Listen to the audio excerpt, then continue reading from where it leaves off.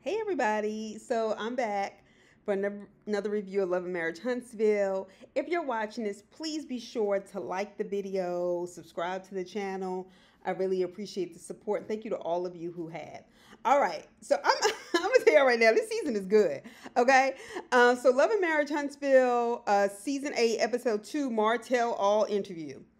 Meanwhile, back at the ranch in Huntsville, because I feel like all of it might as well be a ranch. Anyway, and Carlo's messy ass, okay, on stage with Mel. Apparently, Mel is meeting Moses for the first time. I think he was on the phone or something at one point before when Mel was trying to talk to Destiny, but she hadn't really met him in person. But you know, her and Destiny fell out. All right. So Carlos called the same shit I did last week when he said, I find it funny that you can show up here, but not on the couch at the reunion behind Destiny. Facts. Okay, so Sonny said, well, long story short, cutting him off, and said, you show up for who you need to show up for. This bitch is so defensive, and I am not one of those people that think if people act defensive, that means that they're automatically lying or trying to cover something up, because I actually don't think that's true. I think sometimes people have just had it with people lying on them, and it builds up, and they explode. But Sonny does not fall into that category. So that I want to make sure my context is clear for this. Okay? Forgive the way I look. I had to do my laundry. Life, it's just a lot. Anyway. So, ma'am, first of all, the way you're reacting and trying to defend your name already gives red flags. I don't trust you based on your forehead size and shape and that mismatched heavy foundation you have on. I'm not here for it. I'm not here for it. I'm not here for it, or you. Okay, so Mel was like, watching her go from behind the camera to in front of the camera is a lot. And honestly, it's not simply a lot, but I can tell you right now, she wanted to be Destiny for whatever reason. Whether people watching me right now go, I wouldn't want to be Destiny. That ain't the point. That ain't how jealousy works. She wanted to be Destiny. But I've seen these kind of chicks before. She wanted to either have her spot on TV, her man, because this is a fucked up thing to do. It is. I mean, granted, they're married now, but it's a fucked up thing. And I wouldn't be that bitch's friend knowing she had done that. Period. And this is a terrible decision. Now I am with Destiny from last episode for your career. Sonny, because we all know these kind of relationships always end terribly because you started out wrong. There is nothing cute about this. Nothing. That should have been placed in front of the camera either. She does what a lot of people do, and we've seen this before. When they are around people who are getting the limelight and they wanted to, they end up sacrificing the long term of what could be a good career behind the camera.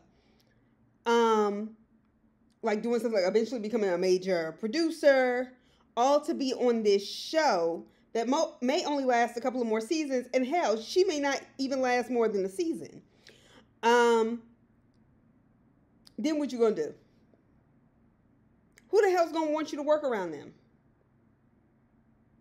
I mean, don't get me wrong, I'm sure there are some reality TV chicks that may fuck with her because they're like her, but by and large, this is a terrible decision. It doesn't look well. Your personal life shouldn't have made it this far, and you should have actually refused to come on a reality TV for this, because we didn't even know who the fuck you are. I wouldn't even know how to trace your face. I wouldn't have.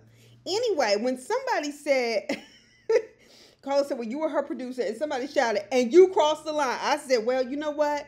You get what you get. You came up there for attention. You came out there on that podcast to show your ass. Well, you know what? Then you got to handle what comes with it. So Destiny basically had been saying, as Carlos is kind of, putting this out there, that she had been confiding in you, and you were telling her to leave him, this, that, and the other. I believe it.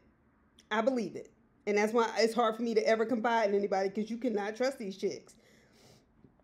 And now for you to be sitting on that couch in the confessional, that couch that they got out of somebody's storage shed, okay, in their backyard in Huntsville, talking about you weren't prepared for the booze and stuff. Bitch, how long have you been a producer?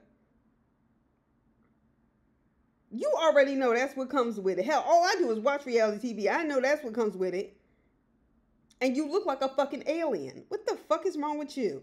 Anyway, so Moses' timeline of January seeing her while he was with Destiny, but not really with her, I was like, what the fuck? Mel was like, this sounds a little gray. I don't do gray. She was like, that's why I'm wearing black and white. She gave him a script. Sonny gave Moses a script, okay? And he forgot to memorize it properly because he's stupid. I can tell he's stupid. I can tell by the way he talks. That's so unattractive to me. So he's lying. When he started calling Destiny unstable and she was going through all this, that, and the other, you knew that. You knew that, and you were her friend anyway. You had known her for 10 years before. You knew what kind of person she was. Quit playing with me. I don't have to like Destiny to know when men are trying to run a smear campaign on somebody, and I'm not here for it. Anyway, Sonny said, well, she didn't know how to prioritize her man, and I know how to prioritize him.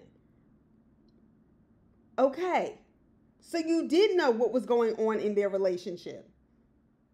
Exactly. You lame ass bitch. And if Destiny see you, I hope she grabbed one of them serious Alabama tree branches, them big ones, and bust your ass, because you deserve it.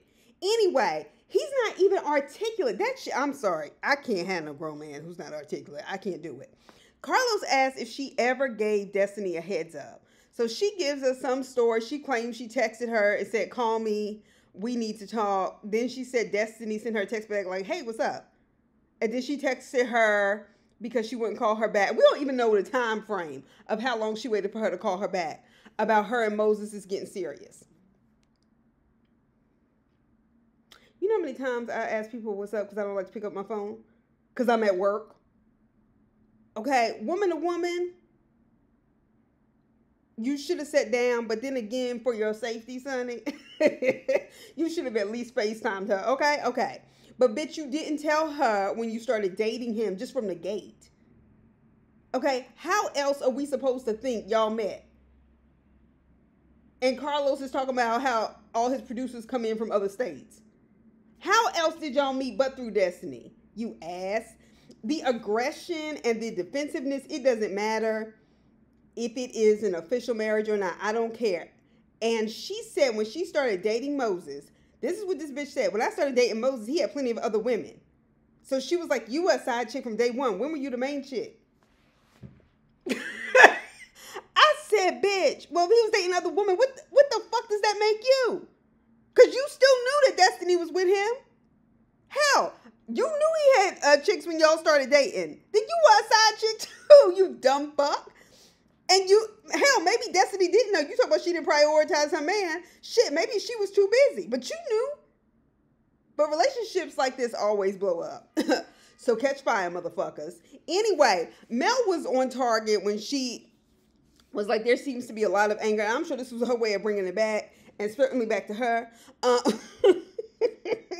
Mel wasn't ready. And honestly, Mel did more to defend Destiny, not because of what she necessarily said, but for everything she chose not to engage in and try to make Sonny feel comfortable by dogging her out like that, whether she still likes Destiny or not. That is a small thing we call integrity. But that's the same thing, even though her and Destiny fell out, when she pulled Martell's coattails and was like, I'm not saying you need to be ashamed of your kids, but the level of kind of just like whatever, you're taking your kids to school, posting that on Instagram, it's really jarring because you're not giving her time to heal. All right. But Mel didn't encourage that fuck shit. Let this be the first and last season we see them, okay? Because this can't go on long for our entertainment. I don't like Sonny and Moses. We damn sure don't need another M name on this cast. I ain't got time for it. Speaking of M names, Marceau and Maurice, we didn't miss you, either one of you. And when I see y'all's big shot put bald head having asses, it just fucking annoys me, okay? But anyway, they're talking about Martell because you know Marceau loves to gossip. Maurice was like, this is getting out of control. Marceau was like, it's been out of control and I'm sick of it. Marceau, you ain't lied. All right. So he was like, Maurice thinking he's going to go in and tell Martell to stop being. Martell is ludicrous. And he's right. He said, I'm just going in to see his new house. And Marceau, when you're right, you're right. It doesn't happen often, but you are absolutely right. Because Martell don't listen to shit. And it's been years that we've watched this and can tell you can't tell him shit. Anyway, All right. So they asked him, like, why did you feel the need to have an interview with a blogger? Uh, who is the blogger? Tasha K? I don't know. Maybe? I told you I don't follow a lot of stuff outside of this. So he's claiming that, she tried to make people think I was violent. He literally sat in the confessional and said, I wanted to wave the white flag a long time ago. But she kept going because she knows I won't react. And that's nice, guys. We get the short end of the stick. I said, what in the fuck? You literally just described Mel's behavior toward you and switched the roles. That's how much of a liar you are. Something is really wrong with this motherfucker, and I don't like it. Marcel was like, do you realize that you are going to look like the bad guy? Did that ever cross your mind? He's talking about, I don't care, but you cared enough to go and tell his business to try to clean up your image. Martell, we think what we think of you, not because of Melanie. Or at least I damn sure don't. Now, what I've observed and the way you treat her is also part of the way I feel about you. But it damn sure ain't because of nothing she said. You live your life sloppy. And broke up your family for what? Anyway, you took that tape y'all made when y'all were married. And probably when y'all were having marriage troubles. And did it because you wanted something to hold over her head, whether she knew what was going on or not, from leaving you. So she tried to leave you. Well, I'm going to do this. I'm going to do that. And she left you anyway. And you mad, motherfucker. And you broke. The fact that you were even threatening to do that is abusive. It was not simply a text message. Cut it the fuck out. The police could not put out a warrant because of a goddamn text message. You know how many women have to try to call the police before a domestic violence incident starts? And they say they can't come until something actually happens? Get the fuck out of here. He's impossible. I honestly know him and his behavior have to be much worse outside of the show. And I really don't think he should be part of this cast. I really don't. I think he is borderline dangerous. Because nobody can get through to Martell. And nobody can really check him. Except for maybe Marceau. But this is bullshit. So Maurice was like, okay, so basically you're saying you did this purposely to hurt her. And Maurice was like, you didn't think there was a better way to deal with this. He was like, and nothing good comes from it. And certainly nothing for your kids. Nothing good is going to come out of this for your kids. And they're going to get older and think less of you. He's saying they don't know anything. Maurice was like, I've been through it. I got a divorce. And had a child at the time of the divorce. Marceau was like, we've had bad times too. I just chose not to get a divorce. Martell is an emotionally immature, fucked up narcissist. And yes, they did try to talk to you. They tried to talk to you before that divorce was official going through and how you could stop it by acting right. He said they are saying basically what ladies want them to say. First of all, Martell, you could not have chose a worse duo to put that bullshit on. Okay, do you realize who you're talking about? Marceau and Maurice are not even believable with an accusation like that because don't neither one of them talk to appeal to the female audiences of the world. They don't. And honestly, Marceau made a good point because he was like, when you do stuff, Mel has a fan base. He said, no matter what you do. And then when they get mad at you, they'll go buy her a t-shirt. You're going to help make her more money by doing this. And that's facts. That's how that works. Anyway, so we get Stormy and Kiki. All right, so why is Stormy dressing like a stripper? Or is it because she's shaped so funny and nothing fits her right? But still, her choice of clothing and that big-ass tattoo on her leg and that confessional look. Because this is now we get into 2 straight seasons of just bad looks. So we have to conclude that you're making these terrible decisions. And Stormy, like, you are just like you don't really have no real friend on the cast. You just in a bunch of shit. And it's stupid. So they start talking about the reunion. Who gives a fuck? That season was horrible. I honestly didn't know where else they could go. But nevertheless, I guess Carlos had pulled a rabbit out the hat. Anyway, so Kiki said something about her husband asking for money for some pants to date another woman 18 or 19 years ago. I don't know. I don't give a fuck. I don't want to hear about this shit. Kiki was acting and looking a little crazy. Was I the only one that saw her eye doing all? It could have been an eyelash. I don't know. I don't wear them, but sometimes people do that. Anyway, she said, well, she was pissed off after the Houston trip. I said, ma'am, first of all, if I wasn't invited originally, I would have never gone, and certainly not out of town. You kind of set yourself up. Because trust me, they didn't invite you for a reason. They know who's on the cast, and they did not invite you. So she said she vented to her mother, and then her mother went to a blogger because she thought she could trust them. Kiki. Stormy was like, honestly, I don't believe it. And I was with her. I was like, we haven't seen your mother on this show once. How old is your mother? Like, you know what I mean? Like, are we really supposed to believe that? And was it just me, or was that pale purple lipstick distracting that Kiki had on? Please don't wear that no more. Like, it looked like it had the potential if you would have had the right kind of makeup artist or something, but don't do that no more. Anyway, Kiki being willing to throw her mother under the bus is a terrible thing, and it actually speaks volumes about her character. It does. Stormy was just like, say I fucked up at this point. Like, you are just covering your ass. But once you are on TV and doing this,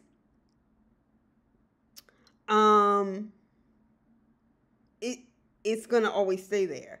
She finally said she fucked up royally. I was like, Kiki, just get off TV. Just get off TV. TV's not good for you, because we can dig up your shit. Anyway, so Kimmy, Sonny, and Tisha, all right? Kimmy decided to meet up with Sonny and Tisha, but she didn't tell Tisha that Sonny was coming because she knew Tisha wouldn't like her. And so she's hoping Tisha will remain cool without letting her know what was going on. So clearly production told them they had to meet up. And I guess when she told Kimmy she hadn't seen her all year, it was probably like January. But anyway, Sonny sat down and she comes in. I was like, Tisha is so fake and so weak. She ain't finna bust a grape. She knows she ain't really about that life. So Sonny tells Kimmy congrats on beating cancer. And Kimmy was grateful. She said that production crew that particular season was really helpful.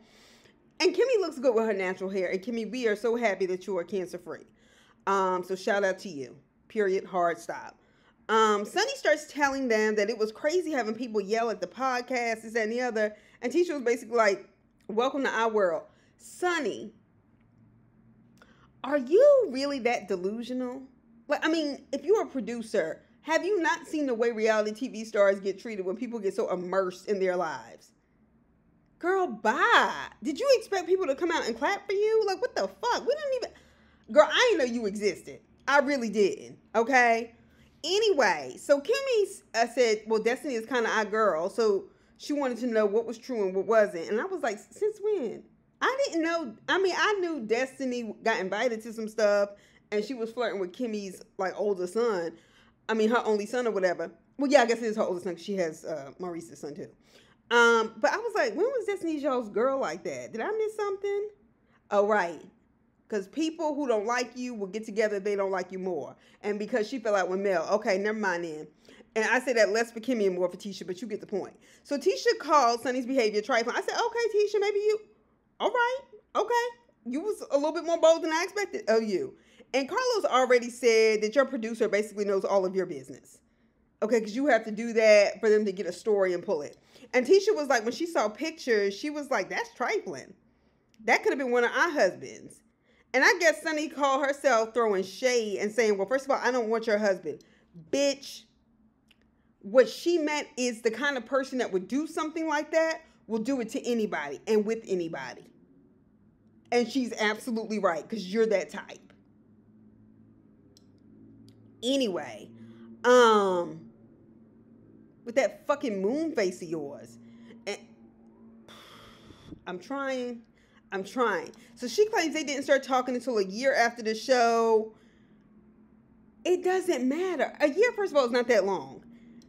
Y'all were friends. Y'all had a working relation. Y'all were too close for that to happen. Okay? And you fucking with this man is some bullshit. I remember there was a girl when I was in college, my freshman year. Every time she saw me, she would just roll her eyes.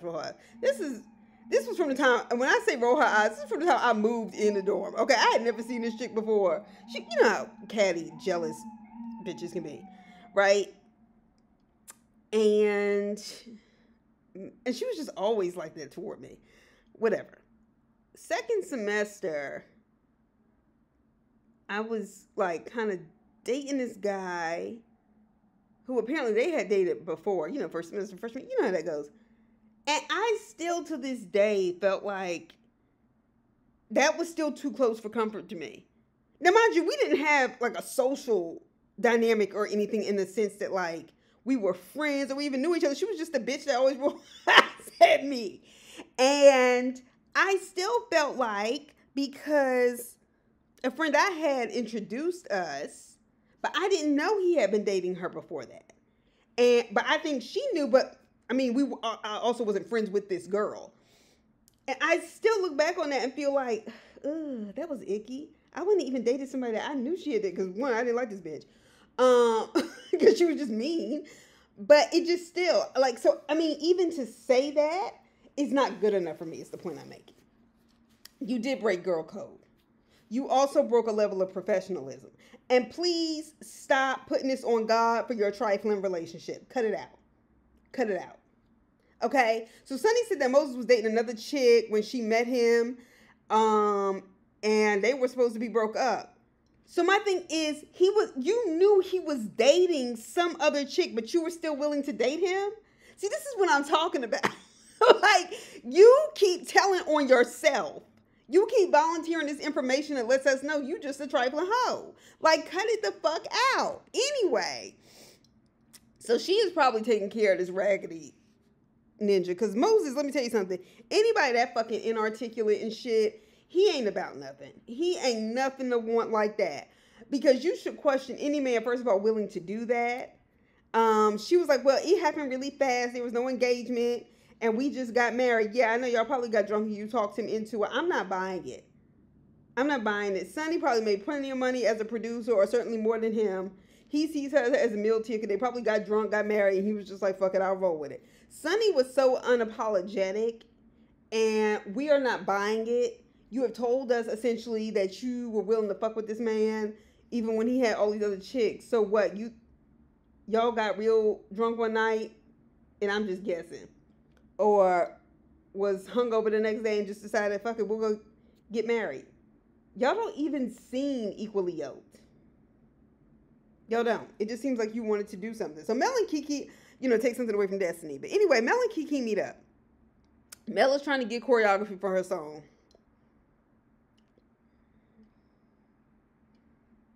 Okay. Look, I'm glad music is therapeutic for Mel. But I don't want to see Mel perform, okay? I'm not here for it. I know B has made it acceptable to give birth and still be a huge star and have every woman wanting to look like you, dance like you. But everybody is not a superstar like Beyonce. Everybody has not put in the kind of work Beyonce has. Everybody's not the kind of dancer and singer like she is. They're just not. Because the bottom line is that Beyonce outworks everybody. And quite frankly, while I appreciate the example Beyonce has inspired people, I don't want to see y'all perform like this. Now, see, I would watch Michael Jackson practice. I'd watch Prince practice. I would watch Beyonce practice, but I don't want to watch nobody else practice. I really don't. And I'm not here for it. Next. Anyway, so Kiki comes and shows up to talk to Mel about taking a shot at her on the internet or whatever. So Kiki says she apologizes, and she says she felt a way about the Houston trip and that she felt slighted by Mel. Okay, I'm going to really try with this. So she claims she vented to her mom, and her mom vented to a blogger, and then it got out. Kiki, how old is your mom? Are we really supposed to believe that she reached out to a blogger that way? Like, for some reason, I've never seen this woman. I don't know this woman, but it just seems like a real raggedy story to tell. It just, whatever. So Mel is like me. At least I think she is based on what I've seen. Once you cross me like that, that's it. You don't get second chances, because women do not accidentally do that when they're grown. You don't just have a moment. You do that because that's who you are. Okay? Like, I might have a sit down, but I will only have a sit down to let you know, fuck you and your bullshit. I won't have time to have no drink. I won't have time to have no food. I'm just letting you know. This is where the line has been drawn. The line in the cement. Fuck the sand. Sand blows over in the cement. Okay? But that's it. I cut you off. Fuck it. And usually I don't even have a sit down. That just means if I just happen to run into you or some shit. But not, fuck you. I'm done. So she said she's sorry. That's an empty gesture. Because you went and talked about Mel to the blogs. And my thing is not, you talked about Mel with the M, not Nell with the N. Who invited you and let you come and then kicked you off the trip, essentially. But you went on the blogs and talked shit about Mel. You want to know why? Because Mel's name gets traction. People will click on it. Ain't nobody going to give a fuck if you talking shit about Nell. So, once again, this is the old formula. Talk shit about Mel so you can get another segment on this show. So Mel told her how she felt. She was like 6 months had passed and you didn't reach out to me, letting me know how you felt at all. And then you let me find out about it on the internet. Anybody who thinks they're your friend or even thinks they have just kind of a basic relationship with you would expect that. They would, Kiki. They would. All right. But Mel, you should have known about to treat their family like that.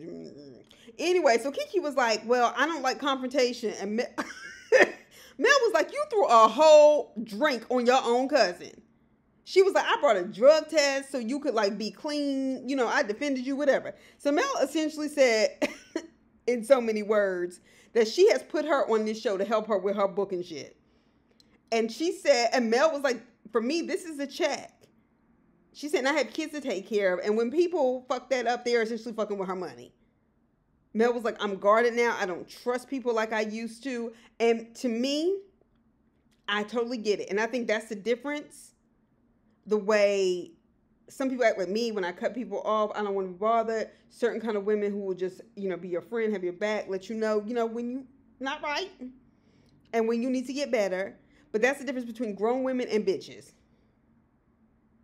Next, when Mel said, God bless you on your journey, I was done. Because let me tell you something. I don't say things like, I wish you the best, because I don't. I don't wish anything good for you if you done something horrible to me. But anyway, that's all I got to say about this. I will talk to y'all soon. I hope y'all have a great rest of your weekend. See you later. Bye.